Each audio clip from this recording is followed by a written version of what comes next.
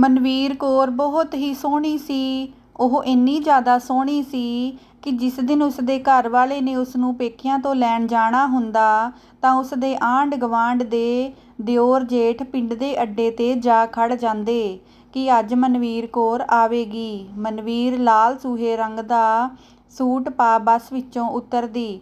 ਉਸਦੇ ਘਰ ਵਾਲਾ ਵੀ ਮਗਰੇ ਹੀ ਉਤਰਦਾ ਹੈ। ਅੱਡਾ ਪੂਰਾ ਖਚਾਖਚ ਭਰਿਆ ਰਹਿੰਦਾ ਸੀ। ਮਨਵੀਰ ਕੌਰ ਦੇ ਘਰ ਵਾਲਾ ਉਸਨੂੰ ਘੂਰੀ ਜਿਹੀ ਵੱਟਦਾ ਹੈ ਕਿ ਘੁੰਡ ਨੀਵਾਂ ਕਰਨ ਲਈ ਕਹਿੰਦਾ ਹੈ। ਉਹ ਆਪਣੇ ਗੋਰੇ ਗੋਰੇ ਹੱਥਾਂ ਨਾਲ ਘੁੰਡ ਨੂੰ ਨੀਵਾਂ ਕਰਦੀ ਹੈ। ਸਾਰੇ ਅੱਡੇ 'ਤੇ ਖੜ੍ਹੇ ਦਿਓਰ ਜੇਠ ਉਸਨੂੰ ਦੇਖਦੇ ਹੀ ਰਹਿ ਜਾਂਦੇ। ਮਨਵੀਰ ਕੌਰ ਤੇ ਉਸਦੇ ਘਰ ਵਾਲਾ ਘਰ ਪਹੁੰਚ ਜਾਂਦੇ ਨੇ। ਇੱਕ ਟੁੱਟਿਆ ਜਿਹਾ ਮੰਜਾ ਵਿਹੜੇ ਵਿੱਚ ਪਿਆ ਹੁੰਦਾ ਜਿਸ 'ਤੇ ਜਾ ਕੇ ਉਸਦੇ ਘਰ ਵਾਲਾ ਬੈਠ ਜਾਂਦਾ ਹੈ। ਮਨਵੀਰ ਕਮਰੇ ਵਿੱਚ ਜਾ ਕੇ ਆਪਣਾ ਸਮਾਨ ਰੱਖਦੀ ਹੈ ਤੇ ਜਦੋਂ ਉਹ ਰਸੋਈ ਵਿੱਚ ਜਾਂਦੀ ਹੈ ਤਾਂ ਦੇਖਦੀ ਹੀ ਰਹਿ ਜਾਂਦੀ ਹੈ। ਰਸੋਈ ਤਾਂ ਖਾਲੀ ਭਾਂ ਭਾਂ ਕਰਦੀ ਸੀ। ਮਨਵੀਰ ਕੌਰ ਅੰਦਰੋਂ ਅੰਦਰੀ ਰੋਂਦੀ ਤੇ ਹੈ ਤੇ ਘੜੇ ਵਿੱਚੋਂ ਪਾਣੀ ਦਾ ਗਲਾਸ ਭਰ ਕੇ ਪੀਂਦੀ ਤੇ ਨਾਲੇ ਆਪਣੇ ਘਰ ਵਾਲੇ ਨੂੰ ਫੜਾਉਂਦੀ ਹੈ। ਆਓ ਤੁਹਾਨੂੰ ਲੈ ਚੱਲਦੇ ਹਾਂ ਮਨਵੀਰ ਕੌਰ ਦੇ ਪੇਕੇ ਪਿੰਡ। ਮਨਵੀਰ ਕੌਰ ਦੇ 2 ਭਰਾ ਅਤੇ ਮਾਤਾ ਪਿਤਾ ਤੇ ਭਰਾ ਦੋਨੋਂ ਛੋਟੇ ਨੇ। ਮਨਵੀਰ ਕੌਰ ਵੱਡੀ ਸੀ। ਉਸਦਾ ਪਿਓ 60 ਕਿੱਲਿਆਂ ਦਾ ਮਾਲਕ ਸੀ। ਇੱਥੇ ਸਵਾਲ ਇਹ ਉੱਠਦਾ ਹੈ ਕਿ ਮਨਵੀਰ ਦਾ ਵਿਆਹ ਇੰਨੇ ਗਰੀਬ ਘਰ ਵਿੱਚ ਕਿਉਂ ਕੀਤਾ ਗਿਆ। ਅਸਲ ਦੇ ਵਿੱਚ ਜੋ ਮਨਵੀਰ ਕੌਰ ਦੀ ਮਾਂ ਸੀ ਉਹ ਉਸਦੀ ਸਕੀ ਮਾਂ ਨਹੀਂ ਸੀ। ਉਸਦੀ ਮਾਂ ਤਾਂ ਬਚਪਨ ਵਿੱਚ ਹੀ ਗੁਜ਼ਰ ਗਈ ਸੀ ਤੇ ਉਸਦੇ ਚਾਚੇ ਦੀ ਵੀ ਮੌਤ ਹੋ ਗਈ ਸੀ। ਮਨਵੀਰ ਨੇ ਜੋ 2 ਭਰਾ ਸੀ ਉਹ ਉਸਦੇ ਚਾਚੇ ਦੇ ਪੁੱਤ ਸੀ ਤੇ ਉਸਦੀ ਚਾਚੀ ਨੇ ਉਸਦੇ ਪਿਓ ਨਾਲ ਵਿਆਹ ਕਰ ਲਿਆ ਸੀ। ਚਾਚੀ ਮਨਵੀਰ ਨੂੰ ਬਿਲਕੁਲ ਵੀ ਚੰਗਾ ਨਹੀਂ ਸੀ ਸਮਝਦੀ। ਚਾਚੀ ਇਹ ਚਾਹੁੰਦੀ ਸੀ ਕਿ ਮਨਵੀਰ ਕੌਰ ਦੇ 60 ਕਿੱਲੇ ਵੀ ਉਸਦੇ ਪੁੱਤਾਂ ਨੂੰ ਹੀ ਮਿਲ ਜਾਣ। ਮਨਵੀਰ ਕੌਰ ਦਾ ਪਿਓ ਵੀ ਉਵੇਂ ਹੀ ਕਰਦਾ ਸੀ ਜਿਵੇਂ ਉਸਦੀ ਚਾਚੀ ਕਹਿੰਦੀ ਸੀ ਤੇ ਮਨਵੀਰ ਲਈ ਇਹ ਰਿਸ਼ਤੇ ਦੀ ਦੱਸ ਉਸਦੀ ਚਾਚੀ ਨੇ ਹੀ ਪਾਈ ਸੀ।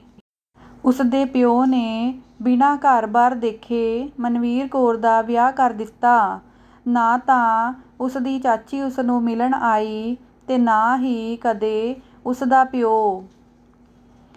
ਚਾਚੇ ਦੇ ਪੁੱਤ ਜ਼ਰੂਰ ਕਦੇ ਨਾ ਕਦੇ ਆ ਜਾਂਦੇ ਸੀ। ਉਹ ਵੱਡੀਆਂ ਵੱਡੀਆਂ ਗੱਡੀਆਂ 'ਤੇ ਆਉਂਦੇ ਸੀ ਪਰ ਮਨਵੀਰ ਦਾ ਘਰ ਇੰਨਾ ਛੋਟਾ ਸੀ ਕਿ ਉਸਦੇ ਘਰੇ ਉਹਨਾਂ ਦੀ ਗੱਡੀ ਵੀ ਨਹੀਂ ਸੀ ਵੜਦੀ। ਮਨਵੀਰ ਕੌਰ ਕਈ ਵਾਰੀ ਦੁਖੀ ਹੋ ਕੇ ਕਹਿ ਦਿੰਦੀ ਕਿ ਮੇਰਾ ਪਿਓ ਤਾਂ ਮੇਰੇ ਲਈ ਜਿਉਂਦਾ ਹੀ ਮਰ ਗਿਆ ਹੈ। ਮਨਵੀਰ ਕੌਰ ਦੇ ਘਰ 2 ਕਮਰੇ ਤੇ ਇੱਕ ਟੁੱਟੀ ਜਿਹੀ ਰਸੋਈ ਸੀ। ਘਰ ਵਿੱਚ ਇੱਕ ਹੀ ਪੱਖਾ ਸੀ। ਮਹਿਲਾਂ ਵਰਗੇ ਘਰ ਵਿੱਚੋਂ ਆ ਕੇ ਇਸ ਤਰ੍ਹਾਂ ਦੇ ਘਰ ਵਿੱਚ ਜ਼ਿੰਦਗੀ ਜਿਊਣੀ ਮਨਵੀਰ ਕੌਰ ਨੂੰ ਔਖੀ ਤਾਂ ਬਹੁਤ ਲੱਗਦੀ ਸੀ ਪਰ ਕੀ ਕਰਦੀ। ਉਸਦੇ ਕੋਲ ਹੋਰ ਕੋਈ ਚਾਰਾ ਵੀ ਨਹੀਂ ਸੀ। 2-4 ਬਰਤਨ ਸੀ ਰਸੋਈ ਦੇ ਵਿੱਚ ਤੇ ਡੱਬਿਆਂ ਦੇ ਵਿੱਚ ਥੋੜ੍ਹੀ ਬਹੁਤੀਆਂ ਦਾਲਾਂ ਤੇ ਥੋੜ੍ਹਾ ਥੋੜ੍ਹਾ ਲੂਣ ਮਿਰਚ ਸੀ। ਹੱਥ ਲਾਇਆਂ ਮੈਲੀ ਹੋਣ ਵਾਲੀ ਮਨਵੀਰ ਹੁਣ ਹੌਲੀ ਹੌਲੀ ਪੱਕੇ ਰੰਗ ਦੀ ਹੁੰਦੀ ਜਾ ਰਹੀ ਸੀ।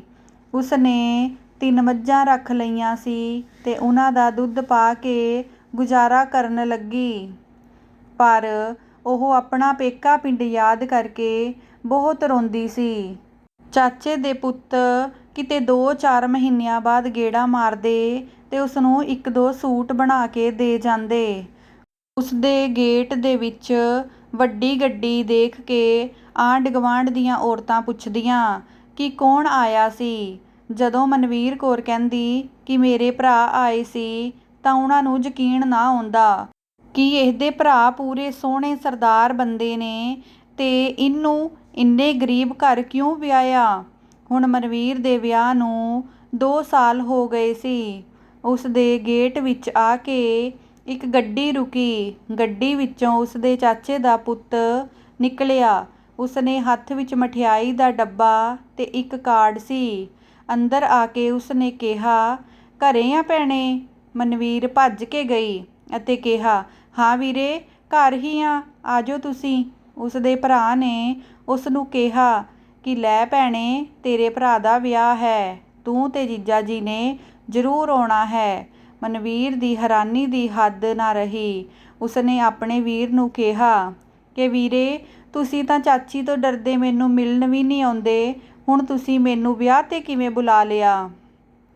ਉਸਦਾ ਵੀਰ ਕਹਿਣ ਲੱਗਾ, ਭੈਣੇ ਤੂੰ ਛੱਡ ਇਹਨਾਂ ਗੱਲਾਂ ਨੂੰ, ਤੂੰ ਮੈਨੂੰ ਦੱਸ ਕਿ ਜੀਜਾ ਜੀ ਕਦੋਂ ਆਉਣਗੇ?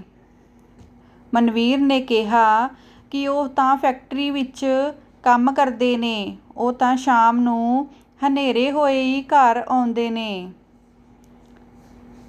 ਉਸਦੇ ਵੀਰ ਨੇ ਕਿਹਾ, ਚੰਗਾ ਭੈਣੇ, ਕੱਲ੍ਹ ਨੂੰ ਜੀਜਾ ਜੀ ਨੂੰ ਫੈਕਟਰੀ ਵਿੱਚ ਨਾ ਜਾਣ ਦੇਈਂ, ਮੈਂ ਕੱਲ੍ਹ ਨੂੰ ਦੁਬਾਰਾ ਆਵਾਂਗਾ ਅਤੇ ਮੈਂ ਤੁਹਾਨੂੰ ਵਿਆਹ ਲਈ ਕੱਪੜੇ ਅਤੇ ਹੋਰ ਜੋ ਸਮਾਨ ਚਾਹੀਦਾ ਹੈ ਉਹ ਲੈ ਕੇ ਦੇਵਾਂਗਾ। ਮਨਵੀਰ ਮਨ ਹੀ ਮਨ ਵਿੱਚ ਬਹੁਤ ਹੈਰਾਨ ਹੋਈ। ਉਸਨੇ ਕਿਹਾ, ਇੰਨੀ ਖੇਚਲ ਦੀ ਕੀ ਲੋੜ ਹੈ ਵੀਰੇ? ਮੈਨੂੰ ਤਾਂ ਇਸ ਗੱਲ ਦੀ ਬਹੁਤ ਹੀ ਖੁਸ਼ੀ ਹੈ ਕਿ ਤੁਸੀਂ ਮੈਨੂੰ ਵਿਆਹ 'ਤੇ ਬੁਲਾਇਆ। ਕਿਉਂ ਐਵੇਂ ਖਰਚਾ ਕਰਨਾ? ਸਾਡੇ ਕੋਲ ਜਿਹੋ ਜਿਹੇ ਕੱਪੜੇ ਨੇ ਅਸੀਂ ਉਹੋ ਹੀ ਪਾ ਕੇ ਆ ਜਾਵਾਂਗੇ। ਉਸਦਾ ਵੀਰ ਬੋਲਿਆ, ਹੁਣ ਚੁੱਪ ਕਰ ਜਾ ਭੈਣੇ, ਜੋ ਮੈਂ ਕਿਹਾ ਉਸਨੂੰ ਕੰਨ ਵਿੱਚ ਪਾ ਲੈ। ਇੰਨੀਆਂ ਗੱਲਾਂ ਕਰਨ ਤੋਂ ਬਾਅਦ ਉਸਦਾ ਭਰਾ ਚਲਾ ਗਿਆ। ਸ਼ਾਮ ਨੂੰ ਜਦੋਂ ਮਨਵੀਰ ਕੌਰ ਦੇ ਘਰ ਵਾਲਾ ਫੈਕਟਰੀ ਵਿੱਚੋਂ ਵਾਪਸ ਆਇਆ ਤਾਂ ਉਸ ਨੇ ਸਾਰੀ ਗੱਲ ਆਪਣੇ ਘਰ ਵਾਲੇ ਨੂੰ ਦੱਸੀ। ਉਸਨੇ ਕਿਹਾ ਕਿ ਮਰਜ਼ੀ ਹੈ ਤੇਰੀ, ਜਿਵੇਂ ਤੂੰ ਕਹੇਂਗੀ ਮੈਂ ਤਾਂ ਉਵੇਂ ਹੀ ਕਰ ਲੂੰ, ਪਰ ਕੱਲ੍ਹ ਨੂੰ ਤੇਰੇ ਭਰਾ ਇਸ ਗੱਲ ਦਾ ਮਿਹਣਾ ਨਾ ਦੇਣ ਕਿ ਸਾਡੇ ਹੀ ਕੱਪੜੇ ਪਾ ਕੇ ਸਾਡੇ ਵਿਆਹ 'ਤੇ ਆਏ ਨੇ। ਇਹ ਮਨਵੀਰ ਦੇ ਘਰ ਵਾਲੇ ਦੀ ਸਿਫਤ ਸੀ ਕਿ ਉਹ ਆਪਣੀ ਕਮਾਈ ਵਿੱਚ ਹੀ ਗੁਜ਼ਾਰਾ ਕਰਦਾ ਸੀ। ਭਾਵੇਂ ਉਸਦੀ ਕਮਾਈ ਘੱਟ ਸੀ, ਪਰ ਫਿਰ ਵੀ ਉਸਨੇ ਮਨਵੀਰ ਕੌਰ ਨੂੰ ਆਪਣੀ ਜ਼ਮੀਨ ਦਾ ਹਿੱਸਾ ਵੰਡਾਉਣ ਲਈ ਕਦੇ ਨਹੀਂ ਕਿਹਾ ਸੀ ਅਤੇ ਨਾ ਹੀ ਉਸਨੂੰ ਉਹਨਾਂ ਤੋਂ ਕੁਝ ਲੈ ਕੇ ਆਉਣ ਨੂੰ ਕਿਹਾ ਸੀ। ਦੂਜੇ ਦਿਨ ਮਨਵੀਰ ਕੌਰ ਨੇ ਆਪਣੇ ਘਰ ਵਾਲੇ ਨੂੰ ਫੈਕਟਰੀ ਵਿੱਚ ਨਾ ਜਾਣ ਦਿੱਤਾ ਅਤੇ ਉਹ ਜਲਦੀ ਹੀ ਕੰਮ ਨਿਬੇੜ ਕੇ ਆਪਣੇ ਭਰਾ ਦਾ ਇੰਤਜ਼ਾਰ ਕਰਨ ਲੱਗੀ। ਉਸਦਾ ਭਰਾ ਗੱਡੀ ਲੈ ਕੇ ਆਇਆ ਅਤੇ ਉਹਨਾਂ ਦੋਨਾਂ ਨੂੰ ਸ਼ਹਿਰ ਲੈ ਗਿਆ। ਉਹਨਾਂ ਦੋਵਾਂ ਨੂੰ ਸੋਹਣੇ ਕੱਪੜੇ ਅਤੇ ਹੋਰ ਵਿਆਹ ਸ਼ਾਦੀ ਦੇ ਜਿਹੜੇ ਸਮਾਨ ਦੀ ਲੋੜ ਸੀ ਸਾਰਾ ਲੈ ਕੇ ਦੇ ਦਿੱਤਾ। ਵਾਪਸ ਜਾਂਦਾ ਹੋਇਆ ਉਹ ਉਹਨਾਂ ਨੂੰ ਘਰ ਦਾ ਹੋਰ ਵੀ ਸਮਾਨ ਲੈ ਕੇ ਦੇ ਗਿਆ ਅਤੇ ਕਿਹਾ ਕਿ ਹੁਣ ਤੁਸੀਂ ਵਿਆਹ ਦੀ ਤਿਆਰੀ ਕਰੋ ਅਤੇ ਹੋਰ ਸਮਾਨ ਦੀ ਲੋੜ ਹੋਈ ਤਾਂ ਮੈਨੂੰ ਦੱਸ ਦਿਓ। ਮਨਵੀਰ ਅਤੇ ਉਸਦਾ ਘਰ ਵਾਲਾ ਉਸਦੇ ਇੰਜ ਬਦਲ ਜਾਣ ਤੋਂ ਬਹੁਤ ਹੈਰਾਨ ਸਨ। ਵਿਆਹ ਦਾ ਦਿਨ ਨੇੜੇ ਆ ਗਿਆ। ਮਨਵੀਰ ਕੌਰ ਦੇ ਚਾਅ ਨਹੀਂ ਸੀ ਚੱਕਿਆ ਜਾਂਦਾ। ਉਸਨੇ ਵਿਆਹ ਦੀ ਸਾਰੀ ਤਿਆਰੀ ਕਰ ਲਈ ਸੀ। ਵਿਆਹ ਤੋਂ 2 ਦਿਨ ਪਹਿਲਾਂ ਹੀ ਉਸਦਾ ਭਰਾ ਉਸਨੂੰ ਗੱਡੀ ਲੈ ਕੇ ਲੈਣ ਆ ਗਿਆ। ਉਹ ਮਨਵੀਰ ਕੌਰ ਅਤੇ ਉਸਦੇ ਘਰ ਵਾਲੇ ਨੂੰ ਨਾਲ ਹੀ ਲੈ ਕੇ ਗਿਆ। ਅੱਜ ਕਿੰਨੇ ਸਮੇਂ ਬਾਅਦ ਮਨਵੀਰ ਕੌਰ ਨੇ ਆਪਣੇ ਪੇਕੇ ਘਰ ਪੈਰ ਪਾਇਆ ਸੀ। ਉਸਦੀ ਹੈਰਾਨੀ ਦੀ ਹੱਦ ਤਾਂ ਉਸ ਵੇਲੇ ਨਾ ਰਹੀ ਜਦੋਂ ਉਸਦੇ ਘਰ ਪੈਰ ਪਾਉਂਦਿਆਂ ਉਸਦੀ ਚਾਚੀ ਤੇ ਉਸਦਾ ਪਿਓ ਭੱਜ ਕੇ ਆਏ ਅਤੇ ਮਨਵੀਰ ਕੌਰ ਅਤੇ ਉਸ ਘਰ ਵਾਲੇ ਦਾ ਦਿਲੋਂ ਸਵਾਗਤ ਕੀਤਾ। ਵਿਆਹ ਦੇ ਪੂਰੇ ਰਸਮ ਰਿਵਾਜ ਸ਼ੁਰੂ ਹੋ ਚੁੱਕੇ ਸਨ ਤੇ ਮਨਵੀਰ ਕੌਰ ਨੂੰ ਉਸਦਾ ਬਣਦਾ ਮਾਣ ਸਤਿਕਾਰ ਦਿੱਤਾ ਗਿਆ। ਵਿਆਹ ਵਾਲੇ ਦਿਨ ਉਸਦੇ ਭਰਾ ਦੇ ਸਹੁਰਿਆਂ ਵੱਲੋਂ ਮਨਵੀਰ ਕੌਰ ਅਤੇ ਉਸਦੇ ਘਰ ਵਾਲੇ ਨੂੰ ਸੋਨੇ ਦੀ ਚੈਨ ਅਤੇ ਚੂੜੀਆਂ ਪਾ ਕੇ ਉਹਨਾਂ ਦੀਆਂ ਮਿਲਣੀਆਂ ਕਰਵਾਈਆਂ। ਚਾਈਂ ਸਾਰਾ ਵਿਆਹ ਨਿਬੜ ਗਿਆ। ਮਨਵੀਰ ਨੇ ਵਿਦਾਇਗੀ ਲਈ। ਉਸਦਾ ਭਰਾ ਉਸਨੂੰ ਪੂਰੇ ਆਦਰ ਮਾਣ ਨਾਲ ਛੱਡ ਕੇ ਗਿਆ। ਵਿਆਹ ਤੋਂ ਵਾਪਸ ਆ ਕੇ ਮਨਵੀਰ ਨੇ ਖੁਸ਼ੀ-ਖੁਸ਼ੀ ਆਪਣੇ ਆਂਢ ਗਵਾਂਢ ਦੀਆਂ ਔਰਤਾਂ ਨੂੰ ਆਪਣੇ ਭਰਾ ਦੇ ਵਿਆਹ ਦੀਆਂ ਗੱਲਾਂ ਦੱਸੀਆਂ ਅਤੇ ਸਾਰੇ ਆਂਢ ਗੁਆਂਢ ਵਿੱਚ ਮਠਿਆਈਆਂ ਵੰਡੀਆਂ। 2 ਦਿਨ ਬਾਅਦ ਉਸ ਦਾ ਭਰਾ ਭਰਜਾਈ, ਉਸ ਦੀ ਚਾਚੀ ਅਤੇ ਉਸ ਦਾ ਪਿਓ ਉਸ ਨੂੰ ਮਿਲਣ ਆਏ। ਉਹ ਉਸ ਲਈ ਬਹੁਤ ਸਾਰਾ ਸਮਾਨ ਲੈ ਕੇ ਆਏ ਅਤੇ ਮਨਵੀਰ ਕੌਰ ਨੂੰ ਕਹਿ ਕੇ ਗਏ ਕਿ ਜਵਾਈ ਨੂੰ ਕਹਿਣਾ ਹੁਣ ਉਹ ਫੈਕਟਰੀ ਵਿੱਚ ਕੰਮ ਨਾ ਕਰੇ, ਮਿਸਤਰੀ ਲੱਭ ਕੇ ਘਰ ਦੀ ਉਸਾਰੀ ਸ਼ੁਰੂ ਕਰੇ। ਘਰ ਲਈ ਜੋ ਵੀ ਸਮਾਨ ਅਤੇ ਪੈਸਾ ਚਾਹੀਦਾ ਉਹ ਅਸੀਂ ਖੁਦ ਦੇਵਾਂਗੇ। ਮਨਵੀਰ ਤੇ ਉਸ ਦੇ ਘਰ ਵਾਲਾ ਉਸ ਦੇ ਪਿਤਾ ਅਤੇ ਚਾਚੀ ਦੇ ਬਦਲੇ ਹੋਏ ਸੁਭਾਅ ਤੋਂ ਖੁਸ਼ ਵੀ ਸਨ ਅਤੇ ਹੈਰਾਨ ਵੀ। ਉਹਨਾਂ ਨੇ ਘਰ ਦਾ ਨਕਸ਼ਾ ਤਿਆਰ ਕਰਵਾ ਕੇ ਕੋਠੀ ਪਾਉਣੀ ਸ਼ੁਰੂ ਕਰ ਦਿੱਤੀ। 2 ਮਹੀਨਿਆਂ ਵਿੱਚ ਕੋਠੀ ਬਣ ਕੇ ਤਿਆਰ ਹੋ ਗਈ। ਕੋਠੀ ਦੇ ਮਹੂਰਤ 'ਤੇ ਮਨਵੀਰ ਦਾ ਸਾਰਾ ਪੇਕਾ ਪਰਿਵਾਰ ਆਇਆ। ਉਹਨਾਂ ਨਾਲ ਉਸ ਦੀ ਭਰਜਾਈ ਦੇ ਪੇਕੇ ਵੀ ਸਨ। ਮਨਵੀਰ ਦੇ ਪਿਤਾ ਨੇ ਆਪਣੇ ਜਵਾਈ ਨੂੰ ਬੁਲਾ ਕੇ ਕਿਹਾ ਕਿ ਮੇਰੀ ਗੱਲ ਸੁਣ ਪੁੱਤ, ਤੇਰੇ ਨਵੇਂ ਘਰ ਦੀ ਖੁਸ਼ੀ ਵਿੱਚ ਛੋਟਾ ਜਿਹਾ ਤੋਹਫ਼ਾ ਕਬੂਲ ਕਰੋ। ਉਸ ਦੇ ਹੱਥ ਵਿੱਚ ਕੋਈ ਕਾਗਜ਼ ਸੀ ਅਤੇ ਉਹ ਕਾਗਜ਼ ਉਸ ਨੇ ਆਪਣੀ ਜਵਾਈ ਨੂੰ ਦੇ ਦਿੱਤਾ। ਉਸ ਦੇ ਜਵਾਈ ਨੇ ਕਿਹਾ ਕਿ ਡੈਡੀ ਜੀ, ਇੰਨਾ ਵੱਡਾ ਤੋਹਫ਼ਾ ਤੁਸੀਂ ਸਾਨੂੰ ਦੇ ਦਿੱਤਾ ਹੈ, ਹੁਣ ਹੋਰ ਕਿਹੜਾ ਤੋਹਫ਼ਾ ਬਾਕੀ ਰਹਿ ਗਿਆ ਸੀ। ਉਸ ਨੇ ਉਹ ਕਾਗਜ਼ ਫੜ ਤਾਂ ਲਏ ਪਰ ਨਾਲ ਖੜੀ ਆਪਣੀ ਪਤਨੀ ਮਨਵੀਰ ਨੂੰ ਦੇ ਦਿੱਤੇ। ਮਨਵੀਰ ਕੌਰ ਦਾ ਆਂਢ ਗੁਆਂਢ ਅਤੇ ਉਸ ਦੇ ਘਰ ਦੇ ਸਾਰੇ ਰਿਸ਼ਤੇਦਾਰ ਵੀ ਆਏ ਹੋਏ ਸਨ।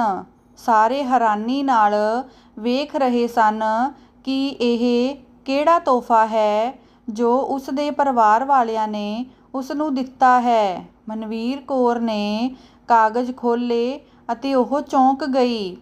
ਉਹ ਖੁਸ਼ੀ ਵਿੱਚ ਰੋਣ ਲੱਗੀ ਅਤੇ ਕਹਿਣ ਲੱਗੀ, ਮੇਰੇ ਲਈ ਇੰਨਾ ਹੀ ਬਹੁਤ ਹੈ ਕਿ ਤੁਸੀਂ ਖੁਸ਼ੀ-ਖੁਸ਼ੀ ਮੇਰੇ ਘਰ ਆਉਂਦੇ ਹੋ ਅਤੇ ਮੇਰੇ ਲਈ ਇੰਨਾ ਵੱਡਾ ਘਰ ਬਣਾ ਕੇ ਦਿੱਤਾ ਹੈ। ਮੈਨੂੰ ਇਹਨਾਂ ਕਾਗਜ਼ਾਂ ਦੀ ਕੋਈ ਲੋੜ ਨਹੀਂ ਹੈ। ਉਹ ਕਹਿਣ ਲੱਗੀ ਕਿ ਮੈਨੂੰ ਆਪਣੇ ਹਿੱਸੇ ਦੀ ਜ਼ਮੀਨ ਨਹੀਂ ਚਾਹੀਦੀ, ਮੈਨੂੰ ਆਪਣੇ ਪੇਕੇ ਪਰਿਵਾਰ ਦਾ ਸਾਥ ਅਤੇ ਪਿਆਰ ਚਾਹੀਦਾ ਹੈ। ਉਸ ਦੇ ਭਰਾ ਅਤੇ ਭਰਜਾਈ ਅੱਗੇ ਹੋ ਕੇ ਕਹਿਣ ਲੱਗੇ, ਨਹੀਂ ਮਨਵੀਰ, ਸਾਡੇ ਕੋਲ ਰੱਬ ਦਾ ਦਿੱਤਾ ਸਭ ਕੁਝ ਹੈ। ਇਹ ਤੇਰੇ ਹਿੱਸੇ ਦੀ ਜ਼ਮੀਨ ਹੈ ਅਤੇ ਇਸ ਉੱਤੇ ਆਪਣਾ ਹੱਕ ਨਹੀਂ ਜਤਾਵਾਂਗੇ। ਉਸ ਦੀ ਭਰਜਾਈ ਦੇ ਪੇਕੇ ਵੀ ਕਹਿਣ ਲੱਗੇ ਕਿ ਨਹੀਂ ਧੀਏ, ਅਸੀਂ ਨਹੀਂ ਚਾਹੁੰਦੇ ਕਿ ਜਿਸ ਘਰ ਵਿੱਚ ਸਾਡੀ ਧੀ ਵਿਆਹੀ ਗਈ ਉਹ ਆਪਣੀ ਨਨਾਣ ਦੇ ਹਿੱਸੇ ਦੀ ਜ਼ਮੀਨ ਦਾ ਹਿੱਸਾ ਵੀ ਖਾਵੇ। ਸਾਡੀ ਇੱਕੋ ਇੱਕ ਲਾਡਲੀ ਧੀ ਹੈ ਅਤੇ ਪੈਸੇ ਜ਼ਮੀਨ ਦੀ ਸਾਡੇ ਕੋਲ ਕੋਈ ਕਮੀ ਨਹੀਂ ਹੈ। ਸਾਰੀ ਜ਼ਮੀਨ ਅਤੇ ਪੈਸਾ ਇਸ ਦਾ ਹੀ ਤਾਂ ਹੈ। ਤੂੰ ਆਪਣੇ ਇੰਨੇ ਸਾਲ ਗਰੀਬੀ ਵਿੱਚ ਹੰਢਾਏ, ਤੇਰਾ ਬਣਦਾ ਹੱਕ ਤੈਨੂੰ ਨਹੀਂ ਮਿਲਿਆ ਸੀ। ਅਸੀਂ ਆਪਣੀ ਧੀ ਦਾ ਰਿਸ਼ਤਾ ਇਸ ਸ਼ਰਤ ਉੱਤੇ ਤੇਰੇ ਵੀਰ ਨਾਲ ਕੀਤਾ ਸੀ, ਜੇ ਤੁਸੀਂ ਸਾਡੀ ਕੁੜੀ ਦਾ ਰਿਸ਼ਤਾ ਲੈਣਾ ਚਾਹੁੰਦੇ ਹੋ ਤਾਂ ਤੁਸੀਂ ਆਪਣੀ ਕੁੜੀ ਦਾ ਹਿੱਸਾ ਉਸ ਨੂੰ ਦੇਣਾ ਹੋਵੇਗਾ। ਇਹ ਸੁਣਦਿਆਂ ਹੀ ਮਨਵੀਰ ਆਪਣੀ ਭਰਜਾਈ ਅਤੇ ਉਸ ਦੀ ਮਾਂ ਦੇ ਗਲ ਲੱਗ ਕੇ ਰੋਣ ਲੱਗੀ। ਉਸ ਦੀ ਚਾਚੀ ਅਤੇ ਉਸ ਦੇ ਪਿਤਾ ਨੇ ਹੱਥ ਜੋੜ ਕੇ ਸਾਰੇ ਰਿਸ਼ਤੇਦਾਰ ਅਤੇ ਮਨਵੀਰ ਅਤੇ ਉਸ ਦੇ ਘਰ ਵਾਲੇ ਤੋਂ ਮਾਫ਼ੀ ਮੰਗੀ। ਉਸ ਦੀ ਚਾਚੀ ਨੇ ਕਿਹਾ ਕਿ ਮੈਂ ਲਾਲਚ ਵਿੱਚ ਅੰਨ੍ਹੀ ਹੋ ਕੇ ਤੇਰੇ ਨਾਲ ਬਹੁਤ ਧੱਕਾ ਕੀਤਾ, ਤੂੰ ਮੈਨੂੰ ਮਾਫ਼ ਕਰ ਦੇ ਧੀਏ, ਮੈਂ ਤਾਂ ਤੇਰੇ ਤੋਂ ਮਾਫ਼ੀ ਮੰਗਣ ਦੇ ਲਾਇਕ ਵੀ ਨਹੀਂ ਹਾਂ। ਉਸ ਸਮੇਂ ਮਾਹੌਲ ਪੂਰਾ ਗਰਮ ਹੋ ਗਿਆ ਸੀ ਅਤੇ ਸਾਰਿਆਂ ਦੀਆਂ ਅੱਖਾਂ ਵਿੱਚ ਖੁਸ਼ੀ ਦੇ ਹੰਝੂ ਸਨ। ਮਨਵੀਰ ਅਤੇ ਉਸ ਦੇ ਘਰ ਵਾਲਾ ਬਹੁਤ ਖੁਸ਼ ਸਨ। ਉਸ ਦੇ ਪਿਤਾ ਅਤੇ ਭਰਾ ਇਹ ਕਹਿ ਕੇ ਚਲੇ ਗਏ ਕਿ ਹੁਣ ਤੁਹਾਨੂੰ ਤੁਹਾਡੇ ਹਿੱਸੇ ਦੀ ਜ਼ਮੀਨ ਦਾ ਠੇਕਾ ਮਿਲ ਜਾਇਆ ਕਰੇਗਾ, ਤੁਸੀਂ ਆਪਣੀ ਪੜ੍ਹਾਈ ਜਾਰੀ ਰੱਖੋ, ਖਰਚੇ ਦੀ ਪਰਵਾਹ ਨਾ ਕਰੋ। ਮਨਵੀਰ ਅਤੇ ਉਸ ਦੇ ਘਰ ਵਾਲਾ ਗਰੀਬੀ ਕਰਕੇ ਅੱਗੇ ਨਹੀਂ ਸੀ ਪੜ੍ਹ ਸਕੇ। ਹੁਣ ਦੋਵਾਂ ਨੇ ਇਕੱਠੇ ਪੜ੍ਹਾਈ ਸ਼ੁਰੂ ਕਰ ਲਈ। ਪੜ੍ਹਾਈ ਵਿੱਚ ਉਹ ਦੋਨੋਂ ਹੀ ਹੁਸ਼ਿਆਰ ਸਨ। ਕੋਰਸ ਕਰਨ ਤੋਂ ਬਾਅਦ ਉਹਨਾਂ ਨੇ ਟੈਸਟ ਪਾਸ ਕੀਤਾ। ਦੋਵਾਂ ਨੂੰ ਨੌਕਰੀ ਮਿਲ ਗਈ। ਹੁਣ ਉਹਨਾਂ ਦੀ ਜ਼ਿੰਦਗੀ ਖੁਸ਼ੀਆਂ ਨਾਲ ਭਰ ਗਈ। ਉਹਨਾਂ ਕੋਲ ਪੈਸੇ ਅਤੇ ਪਿਆਰ ਦੀ ਕੋਈ ਕਮੀ ਨਹੀਂ ਰਹੀ ਸੀ। ਇਹ ਸਾਰਾ ਕੁਝ ਮਨਵੀਰ ਦੀ ਭਰਜਾਈ ਦੇ ਪੇਕਿਆਂ ਦੀ ਵੱਡੀ ਸੋਚ ਕਰਕੇ ਹੋਇਆ। ਜ਼ਰੂਰੀ ਨਹੀਂ ਕਿ ਖੂਨ ਦੇ ਰਿਸ਼ਤੇ ਹੀ ਸਾਡੀ ਜ਼ਿੰਦਗੀ ਬਦਲਣ। ਦੁਨੀਆ 'ਤੇ ਬਹੁਤ ਸਾਰੇ ਲੋਕ ਹੁੰਦੇ ਹਨ ਜੋ ਬਿਨਾਂ ਸਵਾਰਥ ਕਿਸੇ ਦਾ ਭਲਾ ਕਰਦੇ ਨੇ। ਜੇ ਤੁਹਾਨੂੰ ਇਹ ਕਹਾਣੀ ਵਧੀਆ ਲੱਗੀ ਤਾਂ ਲਾਈਕ, ਸ਼ੇਅਰ, ਕਮੈਂਟ ਕਰਨਾ। ਜੇ ਚੈਨਲ 'ਤੇ ਪਹਿਲੀ ਵਾਰ ਆਏ ਹੋ ਤਾਂ ਚੈਨਲ ਨੂੰ ਸਬਸਕ੍ਰਾਈਬ ਕਰਨਾ। ਕਹਾਣੀ ਸੁਣਨ ਲਈ ਤੁਹਾਡਾ ਬਹੁਤ ਬਹੁਤ ਧੰਨਵਾਦ।